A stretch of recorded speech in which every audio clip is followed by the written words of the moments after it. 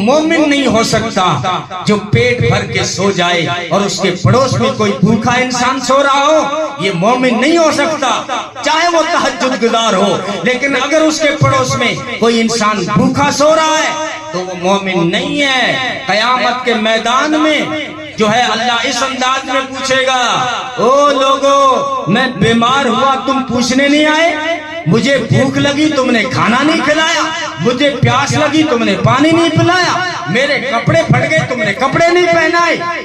لوگ کہیں گے الہ العالمین آپ تو ہر چیز سے پاک ہیں، آپ تو سب کو کھلاتے ہیں، کھانے سے پاک ہیں، آپ تو سب کو شفا دیتے ہیں، جو ہے بیماریوں سے پاک ہیں، آپ تو سب کو پلاتے ہیں، پینے سے پاک ہیں، آپ سب کو پہناتے ہیں، پہننے سے پاک ہیں، پھر کیا مطلب ہے؟ فرمایا سمجھے نہیں، دنیا میں اگر تم کسی بیمار انسان کے پاس چلے جاتے تو اپنے خدا کو بھی وہیں پاتے، اگر کسی بھوکے کو پوچھتے اور اس سے کھانا کھلاتے تو اپنے رب کو بھی وہیں پاتے، کسی پیاسے کو پانی پلاتے تو اپنے رب کو وہیں پاتے، کسی کو غریب کو کپڑے پہناتے تو اپنے رب کو وہیں پاتے۔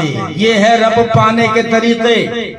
علامہ راضی رحمت اللہ علیہ نے لکھا ہے عبادت کے دو بھاگ ہیں، دو حصے ہیں، ایک تو ہے نماز روزہ زکوٰۃ اور دوسرا بھاگ ہے خدمت خلق۔